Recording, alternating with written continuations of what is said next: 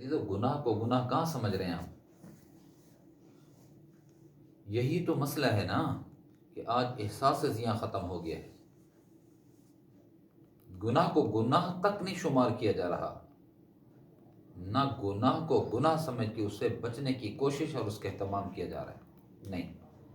ملوث ہوتے جا رہے ہیں، اندر داخل ہوتے جا رہے ہیں، یہ دلدل ہے اس میں دھنستے جا رہے ہیں، ہمیں اس کا احساس ختم ہو چکا ہے کہ یہ گناہ ہے اور اس سے بچنا ہے۔ اللہ اس کے نبی صلی اللہ علیہ وسلم نے ہمیں منع کیا ہے،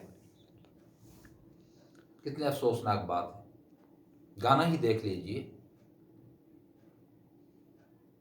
گانے سے کون بچ رہا ہے؟ نہیں، کوئی نہیں بچ رہا، عام و خاص سارے کے سارے اس میں مبتلا ہیں، الا ماشاء اللہ اچھے لوگ ہیں موجود، اور کچھ لوگ ملوث ہوتے ہیں لیکن اس کو گناہ سمجھتے ہیں، لیکن اکثریت ایسی ہے، میں سچ عرض کر رہا ہوں میرے پیارے،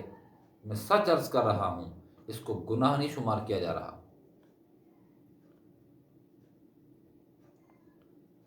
کتنے افسوس کی بات ہے۔ زنا کو دیکھ لیجئے، یہ فیشن ہو چکا ہے، عام روش چل چکی ہے، ہر ایک پیسوں کے چکر میں یہ نظام چلا رہا ہے اور شوقے بھی چلا رہے ہیں، دوسرے کے مال کو دبانا یا اپنا حق سمجھا جاتا ہے، یہ میرا حق ہے، نام تبدیل کر دیتے ہیں، سود ہے تو پرافٹ آ گیا، رشوت ہے تو ہدیہ اور گفٹ آ گیا، نام تبدیل کر دیے۔ نام تبدیل کرنے سے حلت اور حرمت کے فیصلے ختم نہیں ہوتے، رشوت رشوت ہے، حرام ہے، سود سود ہے، حرام ہے، زنا زنا ہے، حرام ہے، بدکاری بدکاری ہے، حرام ہے، چوری چوری ہے، حرام ہے، کسی کا مال بٹورنا، غصب کرنا، یہ نام جو بھی رکھ دیا جائے یہ حرام ہے، اور ہم اس کو کر رہے ہیں، بڑے دھڑلے اس کے ساتھ کر رہے ہیں۔ خدا کی قسم کہہ کے میں عرض کر رہا ہوں، اور کچھ چیزیں میرے سامنے ہیں، اسی کی بنیاد پہ میں عرض کر رہا ہوں کہ ان چیزوں کو گناہ نہیں سمجھا جا رہا، خوف خدا نہیں ہے کہ آخرت میں اس کے بارے میں باز پرس ہوگی، پوچھ گچھ ہوگی ہم سے، نہیں فکر ہمیں اس بات کی۔ یا تو ہم ان کو گناہ سمجھتے ہیں، پھر اللہ کی ملاقات جزا اور سزا کے انکاری ہیں، یا اگر جزا اور سزا کے ماننے والے ہیں تو پھر ان چیزوں کو گناہ نہیں سمجھ رہے، نہیں سمجھا جا رہا۔ گناہ کیسے ہو سکتا ہے؟ ایک مسلمان جس کے گانے سننے کی وجہ سے اس کے کانوں میں سیسا پگھلا کر ڈالا جائے گا، انڈیلا جائے گا، اور اللہ رب العزت کے کلام جو اللہ رب العزت کے قدرت والے نطق سے نکلے گا، نطق کے اطہر سے نکلے گا، اللہ پاک قیامت کے دن جنت میں سنائیں گے، جنتیوں کو اپنا کلام سنائیں گے، اس سے یہ بندہ محروم رہے گا، اس سے کوئی پرواہ نہیں ہے۔ اللہ کے دیدار سے یہ بندہ محروم رہے گا، اور حلاوت ایمانی سے یہ بندہ محروم رہے گا۔ جو آدمی آنکھوں کا زنا کرتا ہے، کون ہے جو اس سے بچنے کا اہتمام کرتا ہے؟ چل رہا ہے، ہر ایک اس میں عام ہے، خاص ہے، الا ماشاء اللہ اس کی تخصیصیں تو ہوا کرتی ہیں، استثناء تو ہوا کرتا ہے۔ بہرحال للاکثر حکم الکل کے تحت میں عرض کر رہا ہوں، مجموعی طور پر ہماری حالت یہ ہے کہ ہم گناہ کو گناہ نہیں سمجھتے، اور یہ بہت بڑا وبال ہے۔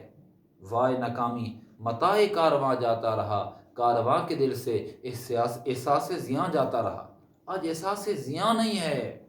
کہ مجھ سے یہ نقصان ہو رہا ہے،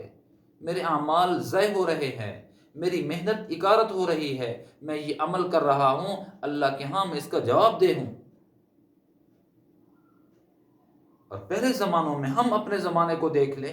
پہلے زمانوں میں کتنی احتیاطیں ہوتی تھیں، یہی سوشل میڈیا آیا، یہی موبائل آیا، یہی جو خرافات آئی ہیں، ہم اس میں بڑھتے جا رہے ہیں، ہمیں احساس بھی ختم ہو رہا ہے۔ بد نظری،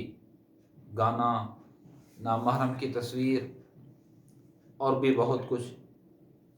چل رہا ہے۔ یہ نظام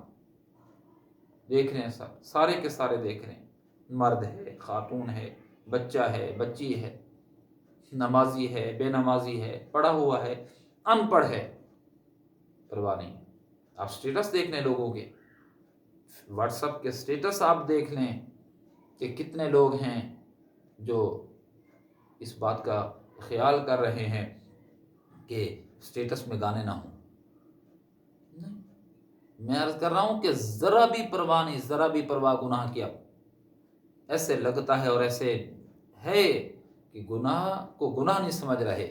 اور یہ قیامت کی نشانیوں میں ہے میرے پیارے۔ ورنہ یہ ہے کہ گناہ ہو رہا ہے، بندہ اپنے آپ کو جہنم میں محسوس کرتا کہ جیسے جہنم میں ہوں میں۔ ہاں، جہنم میں تو محسوس کرتا ہے، لیکن گناہوں کے کام کو چھوڑتا نہیں، گناہ سمجھتے جو نہیں ہے،